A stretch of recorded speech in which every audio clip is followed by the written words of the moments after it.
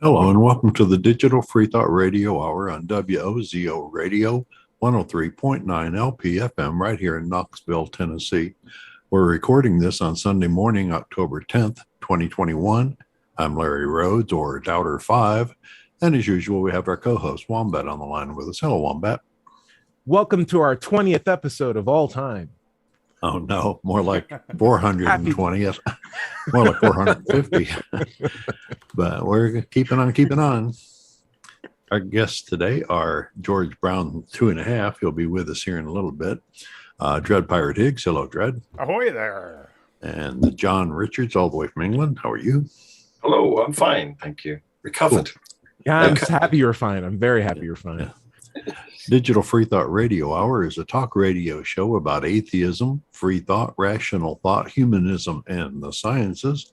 And conversely, we'll also be talking about religion, religious faiths, gods, holy books, and superstition. Wombat, what are we going to be talking about today? Well, why do you have to make it me versus you? Why can't you guys I can tell me you. I can talk about it right now. The topic is, are you making these walls? It's always us versus them. We're going to be talking about that on this show today. Tactics of narcissism, starting with us versus them, and then whatever else we want to talk about after that. But before we get into the meat and potatoes, I want to throw it up to our own Dread Pirate Higgs for our weekly invocation. Arr. God be me captain, I shall not want. He maketh me to float in salt waters. He steereth me through glassy seas. He filleth me bowl.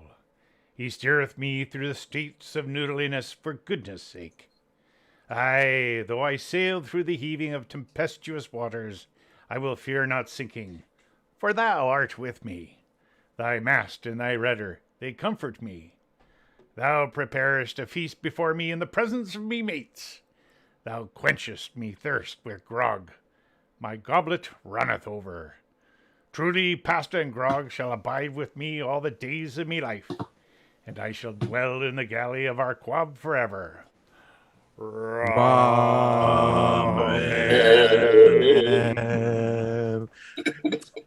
George, it looks like you're finally set up now. Let's see. Let's do a quick check. Are you there?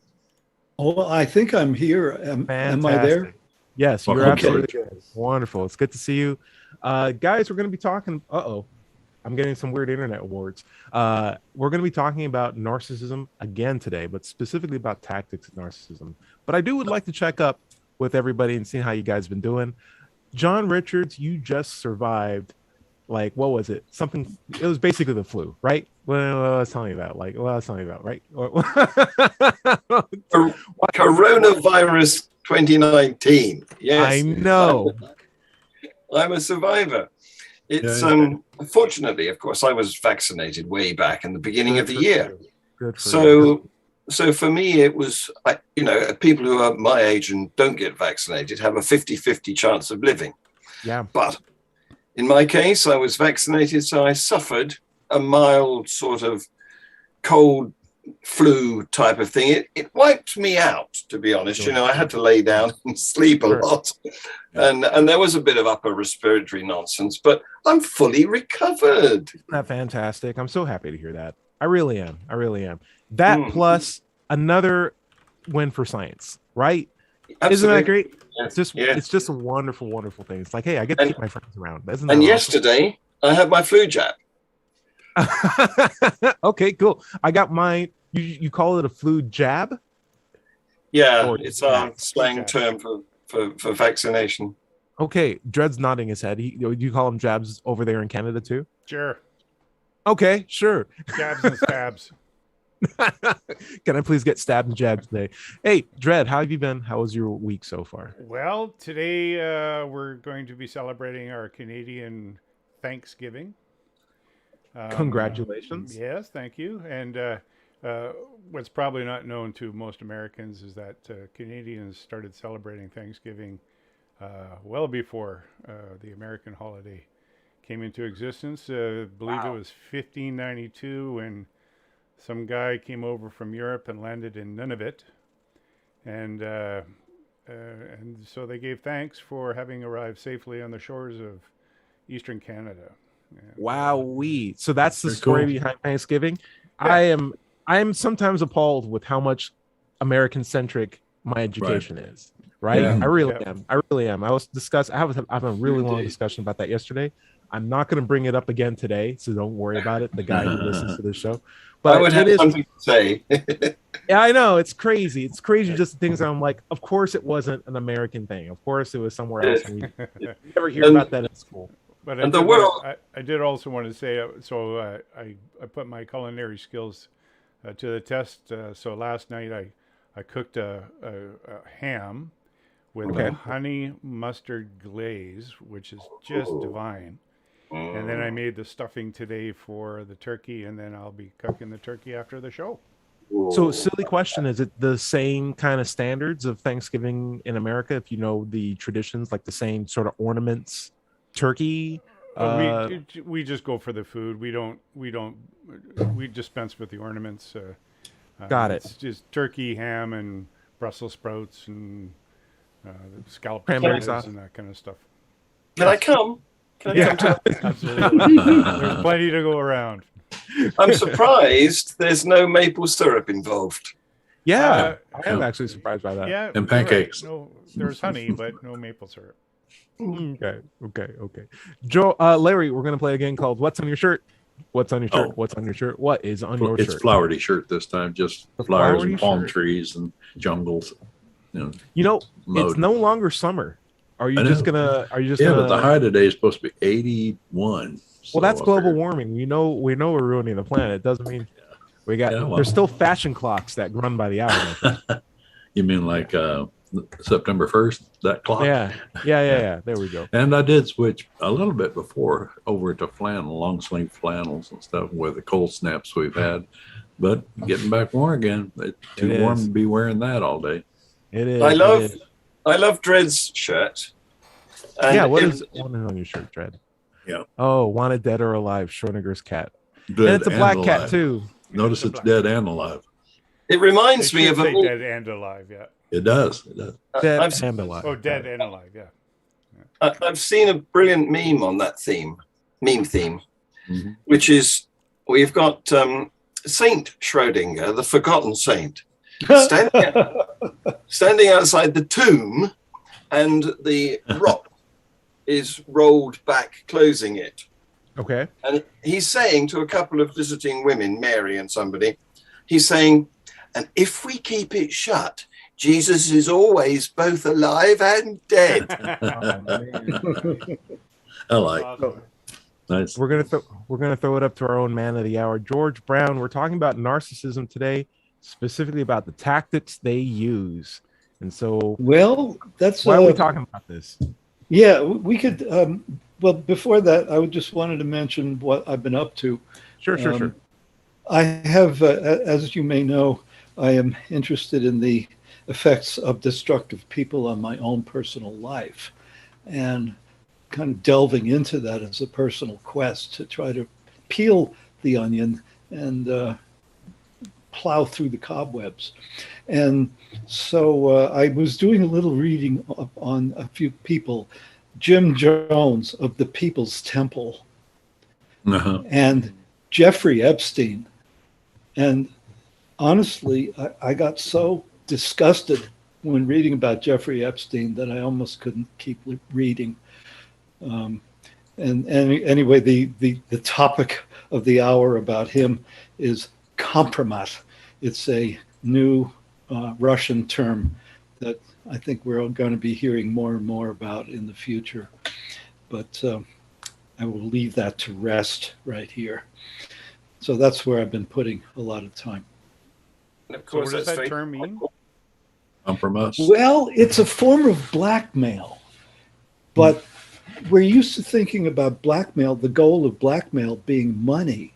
In this way, it's the manipulation of another Oh. person Yes, to Which do can what also you mean want money. them to do. I see. Yeah.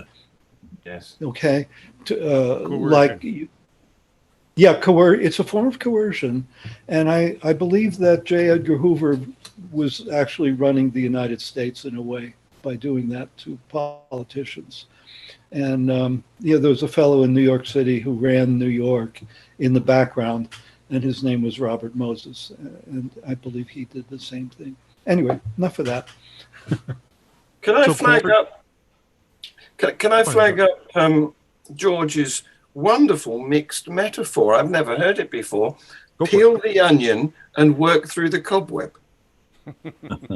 Well, I'm peeling my own onion, Oh, I in an see. attempt at my old age to Okay. understand myself. You see. If I peel an Yeah. onion and I read some cobwebs, I'm not peeling that onion anymore. I was just like, okay, Yes, that's a little.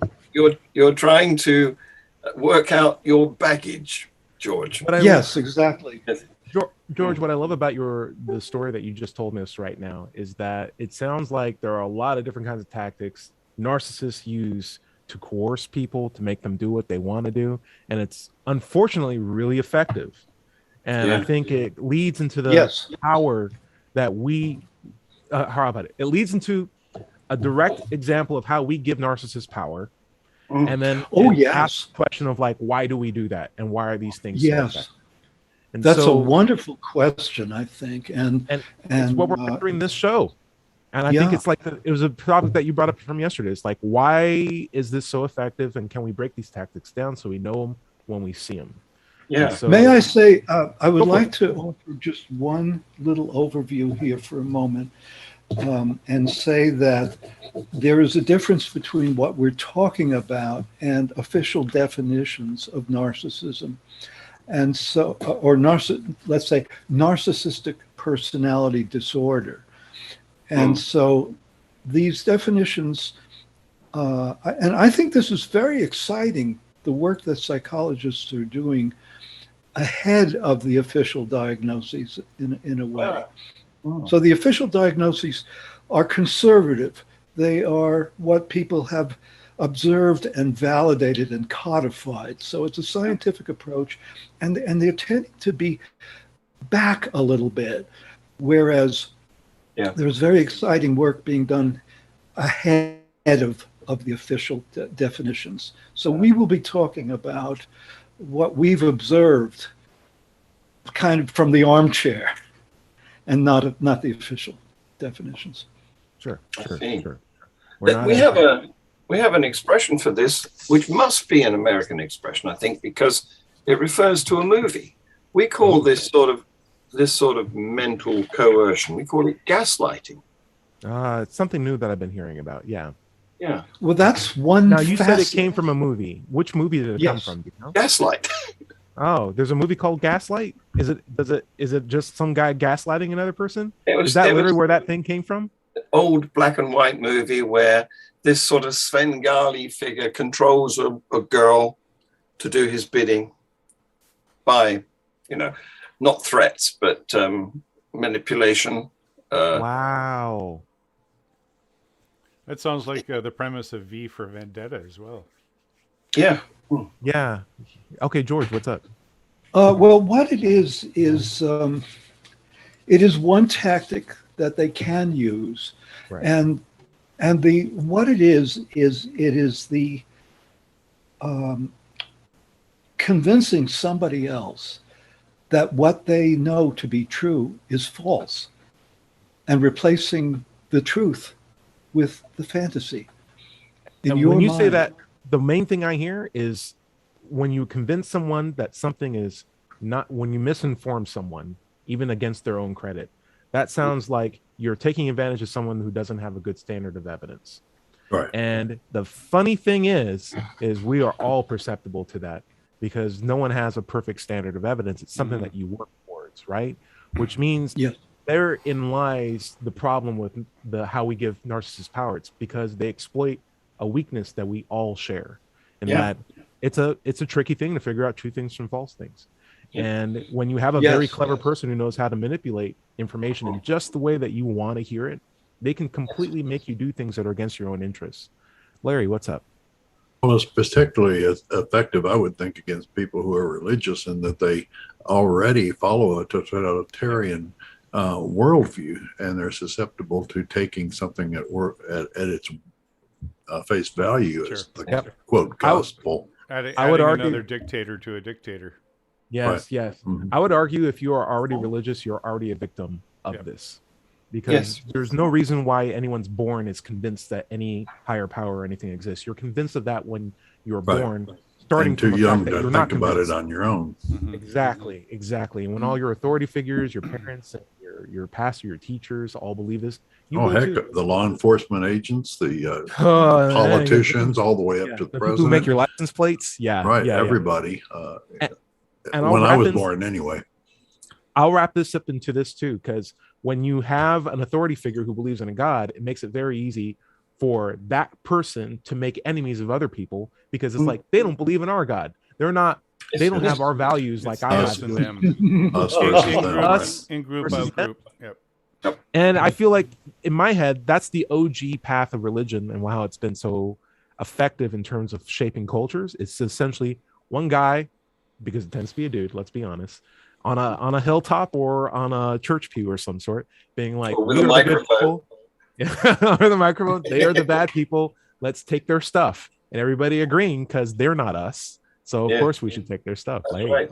Yes. it's such a shame. It's a real shame. But I feel like we fall prey to it even today. If we look on the news, I can't flip through the channel right now. If I were, I don't even have cable, but I know if I did have cable and I turned it on and flip through the channels, if I had 30 channels, I think that's how many channels there are. It's been a while. I guarantee you, I would at least see 10 narcissists, or mouthpieces of narcissists telling me how the world works, or why some group of people are terrible, or why something terrible is happening in the world. This is why I don't have cable. But like, I don't think the internet's any better, to be honest with you. I know I'm getting a little bit preachy here, but John Richards, in England, right? I would hope that it is not as polarized as it is in the US. Is that the case, or do you feel like things are worse in some other ways?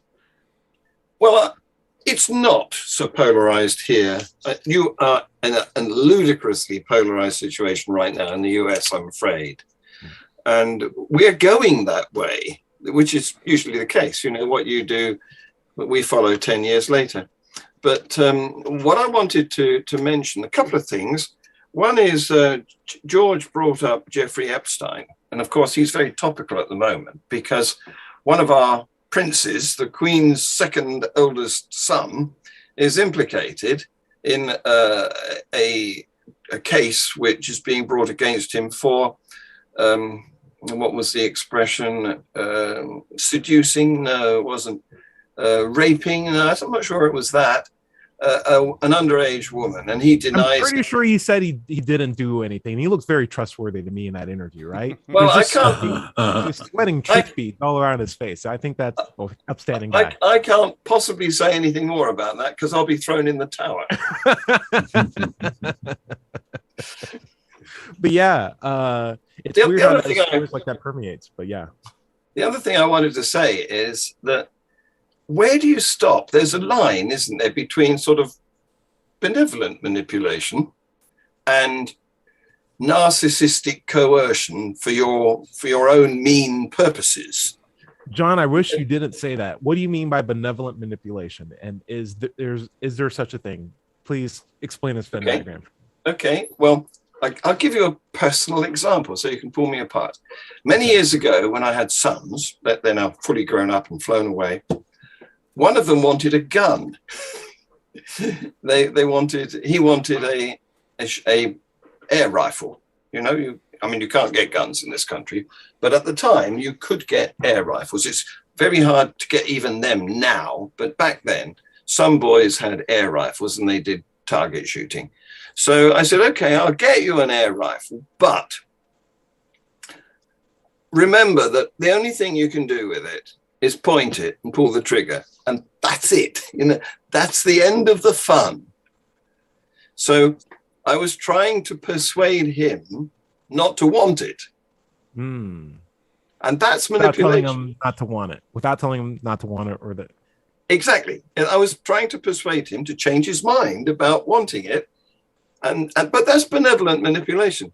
We don't want young boys with guns. So the principle behind it was, fatherly. I bought it for him. He pointed it and shot it a few times, and then it's been rotting in the garage ever since. Okay. He didn't put out his eye with it? No, he didn't do anything. The most harm he did with it was ruin one of our drain pipes. Wow. which is still broken. The rain runs down the outside because there's a hole. I remember the Red Ryder air rifle from A Right. Christmas Story, and I think that's what Larry was referencing. You're going to take Right. out your eye with it. That's right. Oh, Yeah. Right. But No. I was going to comment because when Ty had asked John about whether, Britain or the English are divided. I mean, I thought Brexit was a perfect example of that Yes. absolute polarization where Yes. it was 49 to 51. Wow. I mean, how can something be that contentious? If it isn't clearly obvious that there's a benefit to the greater, proportion of the population, why does it sit at 51-49? Like, I would say that decision shouldn't happen until it's, 65-35. You know what I mean? Yeah. Yeah. It just seems that this one vote over the post is just an absolutely ridiculous way because Yes. you disenfranchise essentially half the population Yes. when Yes. you allow a decision to go through on that basis. It's crazy. Don't get me on this subject. Hey, it's almost as if a bunch of narcissists made government. Indeed. Based it off of a system that another bunch of Greek narcissists made up. And Yeah, they did and- it because they're the ones who benefited because their money is already offshore. Yes, of course. And it's only got more valuable, while the rest of us have seen everything get more expensive Yeah. or even unavailable, like petrol for the last month. Wow, I didn't even know it was Yeah, that bad. ours just went up 20 cents a liter. Yeah, It so went from really, $1.37 to $1.57 a liter. So it's crazy. Yeah, but we're paying that. Oh no, you did say liter. You did say liter, didn't you? Because I was thinking you might be gallons, like they are still. We're These Canucks. guys are still gallons. yeah, we're still doing it by gallons. Yeah. That's why all the satellites and spacecraft are crashing. Yes. Oh, really? Sticking to standard measurements and all that. Well, the story behind that was in the early shuttle, wasn't it? When one company made part of the rocket to metric, and the other company made it to imperial, and they didn't fit properly. Wow, that's not cool. Nope. That's not cool. What are you gonna do? You got to get your rocket ships together. Those damn narcissists. Yeah. So here, my thing is, narcissists have definitely an impact on our society. They have an impact on our government, but it's not just something that's like recent. Like we can't just point to Trump and be like, "Hey, narcissists, we're done here." Like it's systematic, and it's been affecting it since the conception of what government. If we were taking it from Greek principles, it is and was, because even the people that we were basing it off of, their ideas, were probably not the best people in the world either. Like, for example, Aristotle, Plato, known slave masters, known people who write literature on how to own people, does not want women in positions of power. Only men, but not just any man, has to be land owning men, and that means rich people. So like, you have a system of government that we're based off of, who are people who are only interested in their own self-interest for the most part, and aren't privy to the consequences of bad judgments or bad calls as the people that they are in control of. And I feel like that is, in my head, an aspect of narcissism. And whenever complications or complaints come up, it's like, well, at least we're not like the Chinese. It's like, whoa, why are you us versing them? Like, why can't we focus on our problems? And why is pointing out another weird system or a different system from a different people in any way helpful to improving ours? Like, can't we work on making a more perfect union together? Yeah. I feel like we have to struggle so hard to get through that. We have to struggle through waves of narcissism to get good at anything. But we are at the bottom of half hour. George, I saw you raise your hand. We're going to get straight back to you when we come back to the show. Larry, why don't you take us out? We'll come right back to narcissism, how they're screwing up everything that's nice. This is the Digital Free Thought Radio Hour on WOZO Radio, 103.9 LPFM right here in Knoxville, Tennessee. And we'll be right back after this short break. Okay. Cool. I think I will get some tea. Cool. The thing about the referendum, Brexit nonsense, is if we had a written constitution, and I don't want that, but if we did, it would probably say in it that any decision which is so nationally important that is effectively changing the constitution of the country would have to be a 2/3 majority. Yeah. But yeah. in fact, the referendum wasn't even mandatory. It was advisory. But the Tories who are in power decided that they didn't want to alienate their major supporters, who were the ones who liked it best. Mm-hmm. So they went for it. Right. Yeah. Yep. I was hearing on the news that Australia and China are having a lot of political upheaval at the moment, and particularly in China, people are being racist against Australians, and in Australia, people are being racist against Chinese. And I didn't even realize that was like on a wavelength. But of course, it's human nature to force for a section of a population to always mistreat people based on what they look like and where they're from.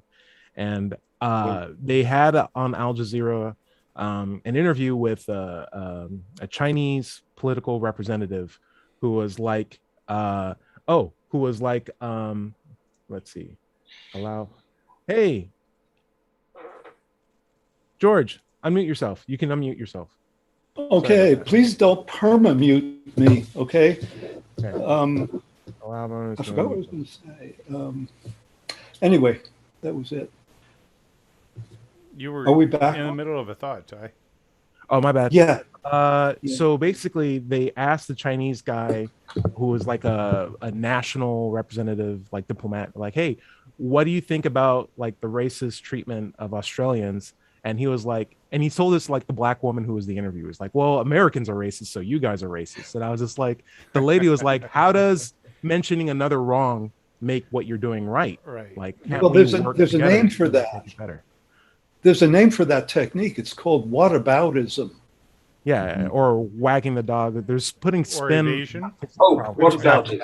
Yes. And it was just so obvious that he was just going off talking points, but not really like addressing a problem. And I was just like, it's so frustrating that like, swap it around. There were in my head, there were no Republicans, there were no Democrats in it. It was just like Chinese people and Australian people. And I'm like, how is this the exact same script? It just blew my mind. It just feels like it was incredibly frustrating. Anyway, we're ready to go back to it. Yeah. Right? Okay, ready. Larry. 6 or 5, 4. Oh, let me record. Sorry about that. 5, 4, 3, 2.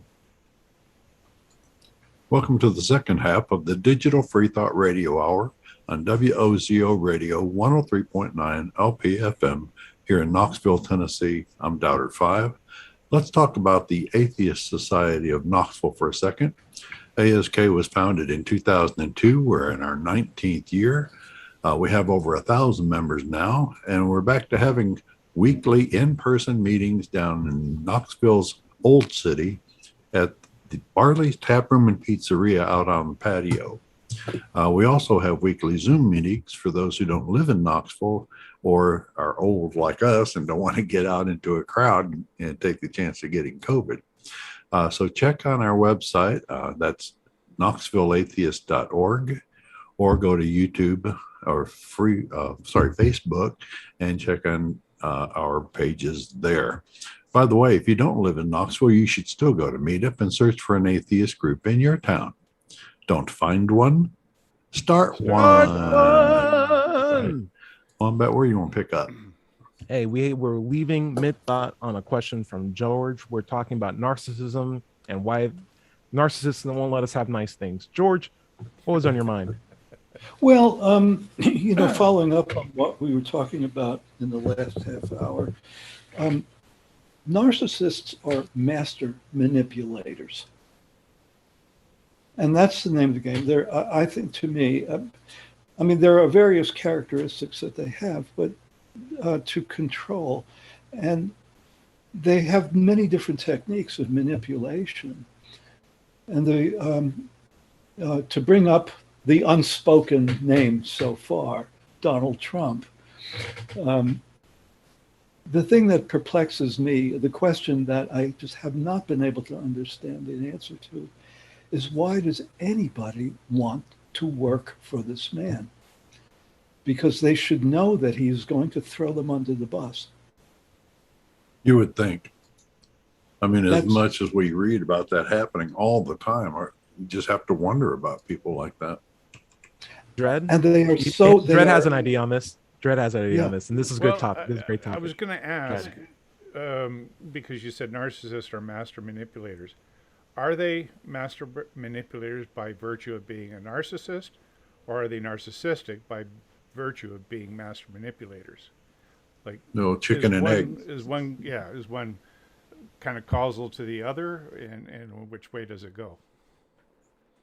I have a quick comment on that, Dread. I think no one took Trump seriously until people in power realized that they could use Trump. And then eventually came to the point where Trump was just A tool. his own tool that was so good that people were like, okay, well, even if he gets kicked out, we'll still be here. So let's just keep pushing whatever he's doing because it's working good for us now. And so I think Trump is very much in the same position as he was, 6 years ago when he wasn't president, where he's just this loudmouth guy who thinks very highly of himself. But now he's lost all political power and he's still acting the exact same thing, except no one's paying attention to him nearly as much as they were. Well, this it was. Yeah, and that's kind of my question is because, certainly there was a large portion of the population that realized he thinks he's a master manipulator, Right. and in fact he's just a goofball, Right. Who is so self-involved that he believes these things about himself when clearly reality does not agree. And I'll bookend this and then we get to Dread or George. I don't think he's not a narcissist. I just think he's a terrible one that was probably being used by more clever narcissists to affect a certain agenda, right? It's like, hey, we're going to go bomb this country, but we don't want people to talk about it. Can Trump say something stupid? Yeah, of course. Just put the camera on him. Great. Trump said something stupid. That's in the news. And meanwhile, no one talks about that, right? George, what do you got? Well, last week I mentioned 3 psychologists that I recommend that everybody pay attention to, and I'll mention their names before we go today for everybody. But one of them, George Simon, who's a rather conservative fellow, was asked in an interview, why does Trump do this stuff? And his response was, because it works. And that's it. That's but in answer to your question, I think it was Dread Pirate. I think the narcissism came first. Certainly in his case, yes. Yeah. In other words, the narcissism was formed very early as a response to being abused as a child, to being traumatized, Overlooked at the very least. And then, what's that? And then this tendency is then an expression of narcissism, right? Yes, exactly. And the psychologist Ramani Durvasala, who I highly recommend, her attitude about people like this is that they are responsible for the destruction that they cause. No matter what was done to them in childhood, they own the devastation that they cause in the lives of others. They own it. They are accountable for it. And as much as I love nature and nurture, I will say this. There are a lot of people who are overlooked growing up. There are a lot of people who are traumatized. They're not all narcissists. So there is something specific to people who go that route that speaks to their character, which makes them accountable for their actions. Larry, what's up? We were talking about a chicken and egg kind of thing, and George has been asking us why do we always allow them to lead us? I think to run for office, you have to have a very healthy self-respect and a self-thought of yourself, self-image. And I think that a large proportion of the people that would actually get into office would be narcissistic in attribute, if nothing else. Of course, there are a lot of people that run for office to be able to help their fellow man, but that's one of the things about just having a good, healthy self-respect to be able to put yourself forward like that. But a lot of narcissists would definitely have that. Self-selecting. Yep. Or it could even be a sense of duty. Like we've had veterans before who've applied who I think were pretty upstanding people who are just thinking like, hey, country, I fought for this, I bled for this. I want to make sure that we can put ourselves in a direction. It's not about me. It's just I've already come from a position of self-sacrifice, and I'm willing to, if America chooses me, do what I can to continue to do, service to my country. It's like I can appreciate that. What is it? The Constantine, is that his name? Constantine. There's a famous Roman emperor Yep. that brought Christianity. Constantine. Constantine. Okay, well then I am mixing up my parables, but unfortunately there was one who was like a general who was like a farmer, and people brought him in. They were like, you need a lead, and he led, and then at the end he's like, I'm going back to farming, guys, see ya. And he just went back to being a farmer. It's probably not Constantine. I'm thinking of no, I'll look it up. You guys have a conversation with yourselves. We'll throw it up to. And he served as an emperor or as a general? No, not an emperor, just a general, a general in the Roman league. Well, isn't it the premise of that movie with Russell Crowe? Gladiator. Yeah, Gladiator. Didn't he want to go back to being a farmer after he finished fighting for the emperor in that war? And I'm pretty sure he just really wanted to rub long blades of grass, like very slowly. I think you're thinking about Cincinnatus. Cincinnati, yes. Cincinnati. I knew it was a C name, but I didn't know if it was Cincinnati. So yeah, Cincinnatus general, want to serve. Was done serving, went back to his regular life. He like threw away a bunch of money just to go back to doing the things that he did. And I'm like, there are people who are like that, and I feel like some of them do ask to be president. Do they get successful and get in? Who knows? I'm not gonna judge. There's a city named after him in Ohio. True. I'm sure that was his end goal at the end of the day. It's like, I want to be in Ohio City in a place called America. George, what's up? Well, I was just, what flashed into my mind was differences in manipulative technique. Hitler's method was to use the Southern minister approach in addressing a crowd, whereas I think Martin Luther King did the same thing, being a Southern minister. It's an equal opportunity sort of a thing, where you start out talking very quietly and rationally and logically, and you build and you build and you build, and you're just screaming at the end. Trump's method is different. Sorry. He blurts, he puts out a pepper spray of blurt and of attack on somebody else. But so that's his MO. It seems to work either way. It's a very bizarre thing. George, you made a brilliant point. It's almost as if people are willing to listen to someone, whether they speak fast, slow, loud, or quiet, as long as they're saying the things that they're feeling, right? And not what they're critically thinking about, but what they're feeling.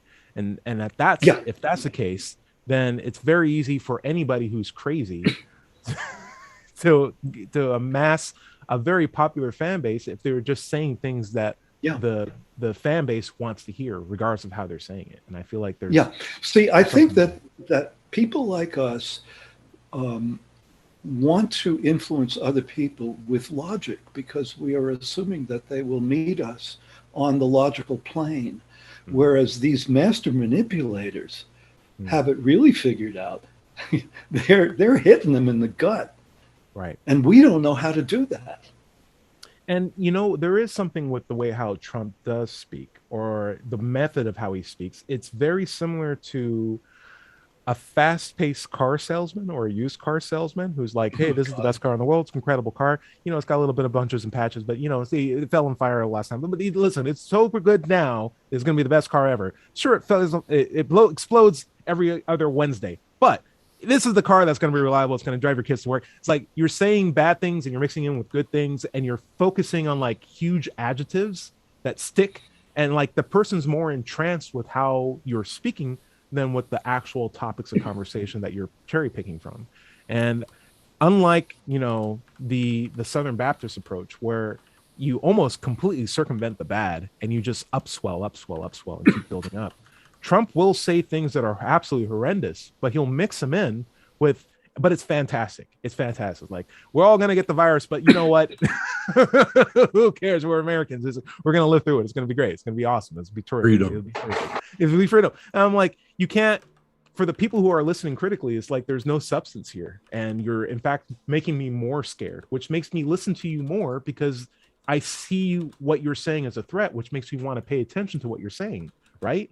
And for the people who want to hear what he's saying, they're willing to happily listen to him at just to hear the person that they chose was a good person. And so what you end up with is people who are critical thinking paying attention and people who aren't critically thinking paying attention, and it just continues to build a crowd. And I feel like there's danger in there too. George, what's up? Well, it's, one thing in terms of manipulation that occurs to me, again, I'm back to Trump, is that if we read a transcript, if we watch him speak to an audience, or we read a transcript of what he actually said, it's word salad. These are sentences that don't compute. They make no sense whatsoever. They contain the buzzwords, but they don't make logical sense as sentences.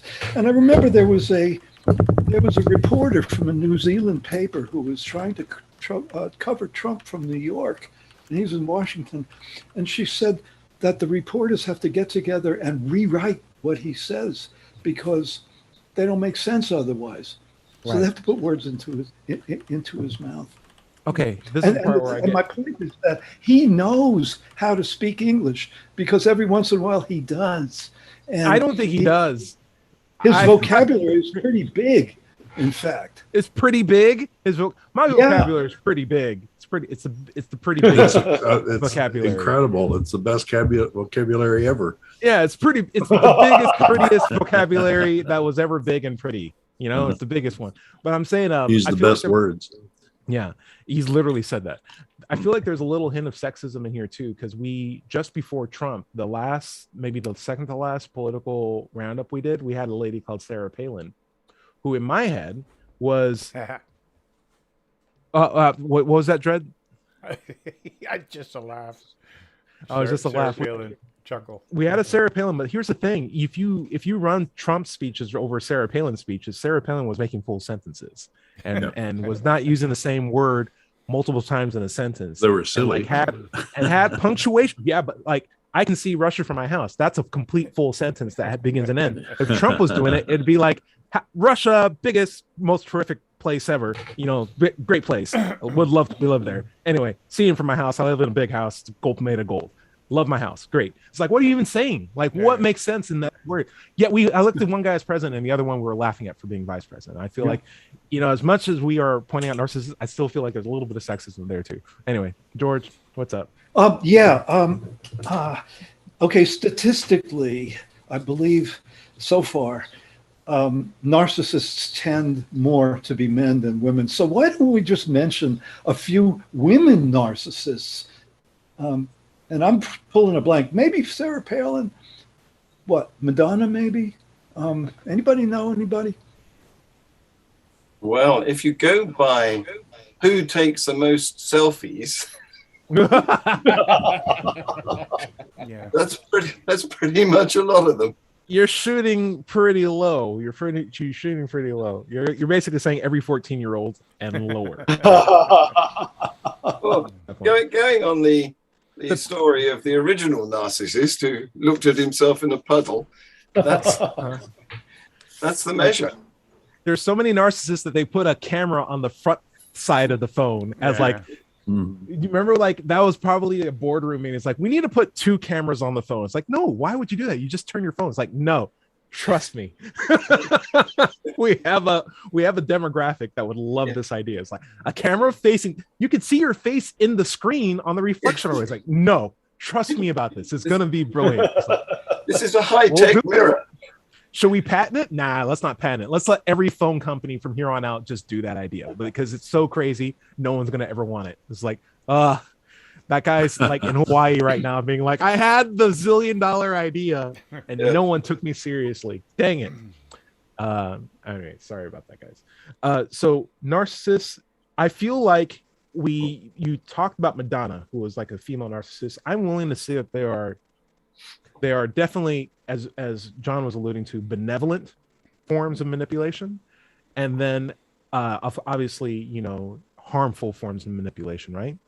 And my point would be, I consider Madonna one of like the good forms, because while she was focused on herself, she was doing it in a way where there wasn't really anyone pioneering, the music that she was doing, the messages that she was going for, the Vogue identity. And I'm like, hey, good for you. You actually made music kind of awesome for like a period of time. And I don't have a problem with that. Dread?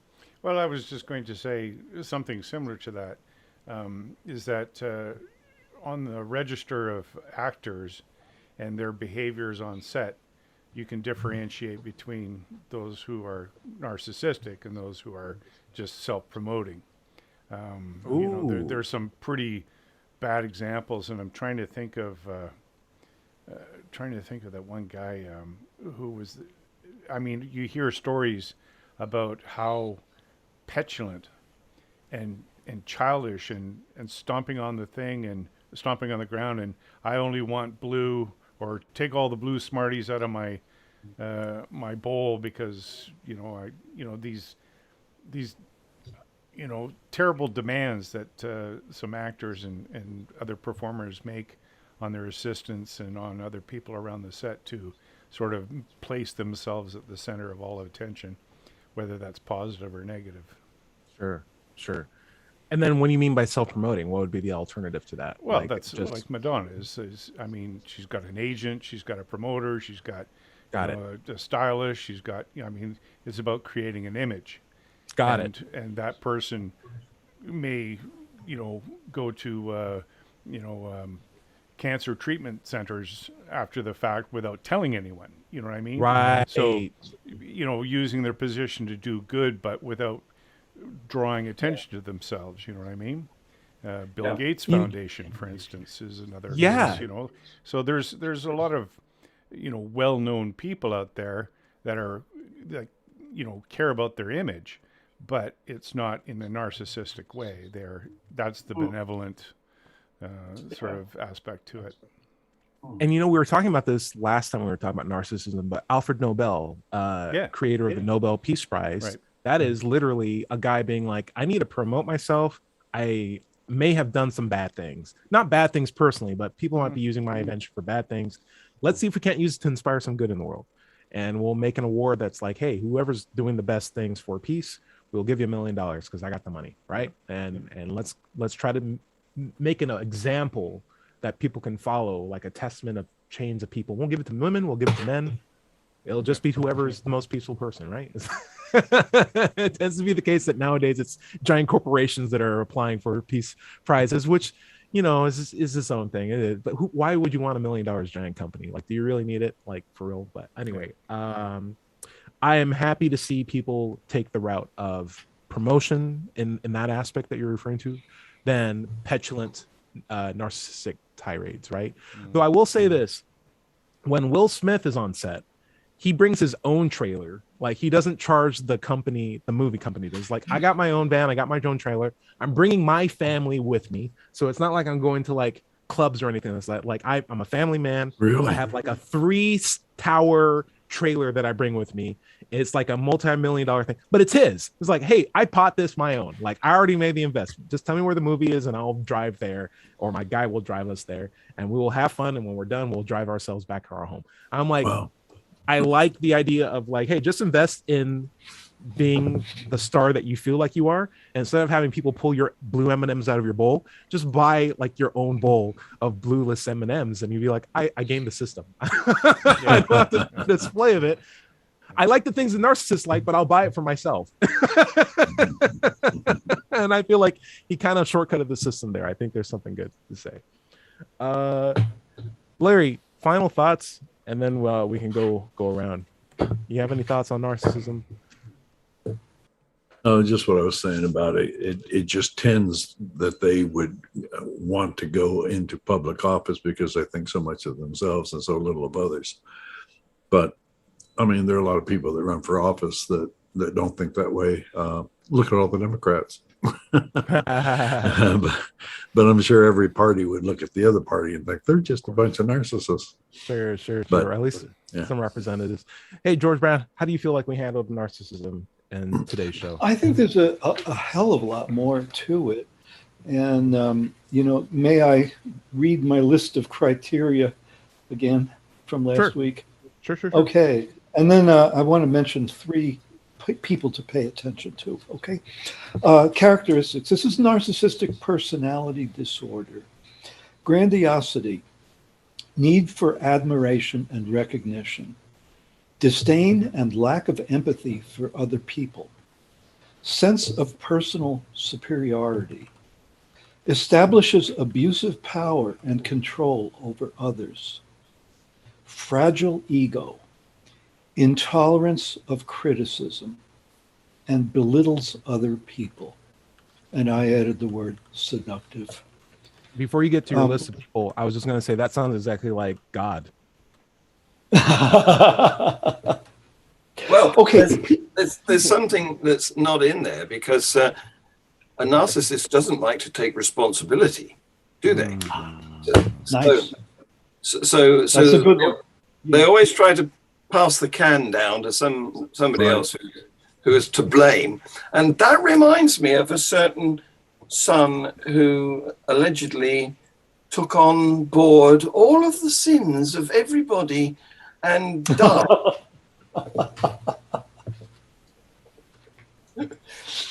May I give my list of people, please? Sure, go for it. Okay. I'm going to do this real slow. If you're of a conservative bent, George Simon, he's a psychologist.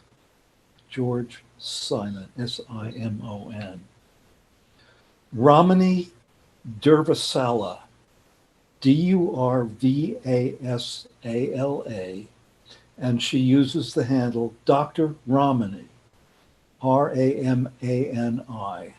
You'll find her on YouTube. She's an exceptionally good explainer about cluster B personality disorders and narcissists in particular. And Sam Vaknin, Sam, S-A-M, Vacnin. And what's so fascinating about him is that he is a psychologist who is also a narcissist. So he will tell you the story from the inside. Self-diagnosed? I can't say, I don't know. He didn't just get a medical dictionary and read it and decide he had all the conditions, did he? Yeah. So anyway, these people have a presence on YouTube. Simon's own material tends to be very stale because he hasn't updated his stuff, but it's still good. Cool. All right, John, where can we find you? Free Thought Productions, that's my YouTube channel.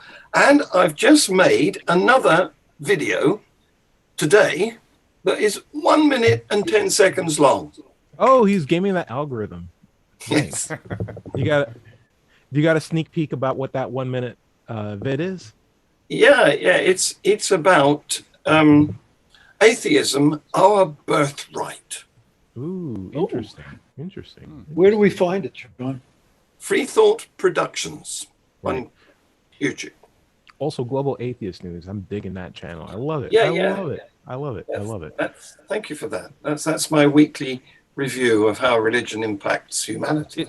Well, every single time I cook breakfast, I have that thing playing. It's really good. And by the time I'm done, it's like, this is great. This is a great little update. Very I love cool. it.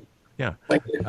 Dread, Pirate, hey, Arr. give me an update. How you been? Not too bad. I was going to give a name here, and I was thinking specifically about Val Kilmer, the actor, who's been well reputed as being one of the worst actors to work with on set. And this is his quote. "As you know, I have a reputation for being difficult, but only with stupid people." So that really does say it all. But as far as my content, you can find me on YouTube at Mind Pirate, MINDPYRATE. I stream their show when I'm on it, live on Sunday mornings at 8 a.m. Pacific Standard Time. I'm up to 95 people, subscribers. 5 more is my threshold. Please subscribe. Very, very nice. And you can find me on Let's Chat. I'm on YouTube, and we'll be here every week. Larry, this atheism thing, I think is just a fad. Unless if you know what it's about, tell me what you I got. happen to have a book Nice. called Atheism. What's it all about? It's available on Amazon. And I would also like to recommend people read Mary Trump's book on Trump himself. She is a trained psychologist and says that he is a textbook narcissist as well. Remember, this show, the Digital Free Thought Radio Hour, is available on Apple iTunes, Pocket Casts, Amazon, and podcasts everywhere. Just search for the Digital Free Thought Radio Hour. My own content is on digitalfreethought.com. Be sure to click on the blog button for our radio show archives, atheist songs, and many articles on the subject. You can find my YouTube channel by searching for Larry Rhodes or Doubter5. If you have any questions for the show, you can send them to askanatheist@knoxvilleatheist.org. If you're having trouble leaving religious beliefs behind, you can get help from recoveringfromreligion.org. And by the way, if you're a member of a clergy, a preacher, imam, pastor, priest, but no longer believe in the claims of your religion, there's help for you at the Clergy Project. The link is clergyproject.org. If you're watching this on YouTube, be sure to like and subscribe. This has been the Digital Free Thought Radio Hour. Remember, everybody is going to somebody else's hell. The time to worry about it is when they prove that heavens and hells and souls are real. Until then, don't sweat it. Enjoy your life, and we'll see you next week. Say bye, everybody. Bye, everybody. Everybody. Bye. Robin. Cool.